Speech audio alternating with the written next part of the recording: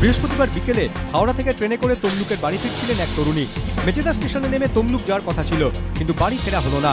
সন্ধে পাঁশকুড়া ও খিরাই স্টেশনের মাঝে তার দেহ উদ্ধার করল জিআরপি।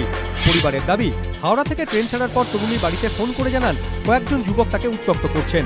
অভিযোগ, মেচেদা স্টেশনে নামার কথা থাকলেও নামতে দেওয়া হয়নি। এরপর ফের বাড়িতে ফোন করে বিষয়টি জানান তিনি। বাড়ির লোক তাকে পাঁশকুড়ায় নেমে যেতে বলেন, কিন্তু কিছুক্ষণ পর বাড়িতে ফোন করে তরুণী জানান পাঁশকুড়াতেও নামতে পারেনি। পরিজনদের দাবি, এরপর থেকে আর ফোনে যোগাযোগ করা যায়নি। সন্ধে পাঁশকুড়া খিরাই স্টেশনের মাঝে লাইনের পাশ থেকে ওই তরুণীর দেহ উদ্ধার করে জিআরপি। পুলিশের কাছে খবর পেয়ে পাঁশকুড়া জিআরপিতে গিয়ে দেহ শনাক্ত করেন তরুণীর বাবা। তার অভিযোগ, সম্ভ্রম বাঁচাতেই ট্রেন থেকে ঝাঁপ দিয়েছে মেয়ে। ঘটনা তদন্ত শুরু হয়েছে।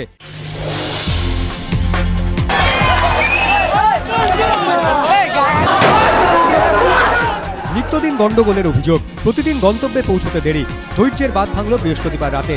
ফের একবার ট্রেন চলাচলে বিঘ্ন ঘিরে রণক্ষেত্র হয়ে উঠল শিয়ালদা স্টেশন চত্বর। পরিস্থিতি সামাল দিতে লাঠিচার্জ আরপিএফের।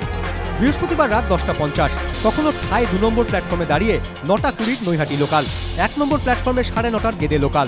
এছাড়াও মেন লাইনের এবং বনগা শাখার আরও একাধিক ট্রেন দাঁড়িয়ে। স্বাভাবিক নিয়মে আগে ছাড়ার কথা থাকায় নৈহাটি লোকালে ভিড় ছিল বেশি, কিন্তু 1.5 ঘন্টা পরও ট্রেন দাঁড়িয়ে প্ল্যাটফর্মেই। যথেষ্ট ধৈর্যচ্যুতি তাতেই ঘটেছিল। এরপর রাত 11:45 মাইকে ঘোষণা করা হয় 9:20 নৈহাটি লোকালের আগে শিয়ালদা থেকে ছেড়ে যাবে 9টার গেদে লোকাল।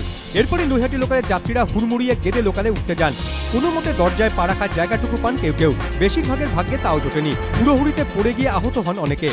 1.5 ঘন্টা অপেক্ষার পর হয়রানিতে ধৈর্যের বাঁধ ভেঙে যায়। রাগ দিয়ে পড়ে ট্রেনের ওপর। ট্রেনে ভাঙচুরের চেষ্টা চালান যাত্রীরা। পরিস্থিতি সামাল দিতে লাঠিচার্জ শুরু করে আরপিএফ। মুহূর্তে ছড়ায় আতঙ্ক। শয়ে শয়ে যাত্রী ছুটে বাইরে বেরিয়ে আসার চেষ্টা করেন। পড়ে গিয়ে লাঠির ঘায়ে আহত হন অনেকে। ট্রেনের দেরি ঘিরে উত্তপ্ত হয়ে ওঠে বিধাননগর স্টেশন চত্বরও। ভাঙচুর চালানো হয় টিকিট কাউন্টারে। রাজ্য সরকারের দেওয়া চেক বাউন্স করেছে।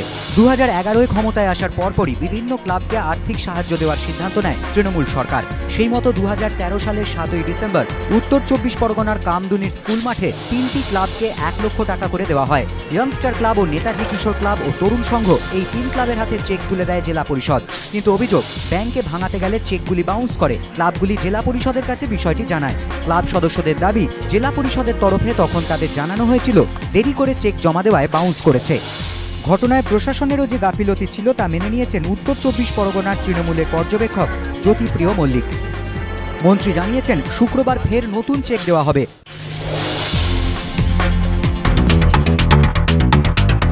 14 কোটি আইপিএল এর সর্বোচ্চ দর তারই। তাকে ঘিরে প্রত্যাশার পারদটাও তাই আকাশ ছোঁয়া। আর কি বলছেন তিনি নিজে? যুবরাজ রয়্যাল চ্যালেঞ্জার্সে আরো স্বাধীনভাবে খেলতে পারবেন তিনি। বিরাট কোহলি, ক্রিস গেইলের মতো তারকা ক্রিকেটারদের পাশে হওয়ায় আরো ভালো পারফর্ম করতে পারবেন বলছেন যুবি। রয়্যাল চ্যালেঞ্জার্স ব্যাঙ্গালোরে খেলতে পেরে আমি খুব খুশি। গেইল, ডেভিলিয়ার্স, কোহলিদের মতো ক্রিকেটারদের সঙ্গে খেলতে মুখিয়ে রয়েছি। মনে হচ্ছে এমন একটা জায়গায় যাচ্ছি যেখানে নিজেকে স্বতঃস্ফূর্তভাবে প্রকাশ করতে পারবো, বললেন যুবরাজ সিংহ।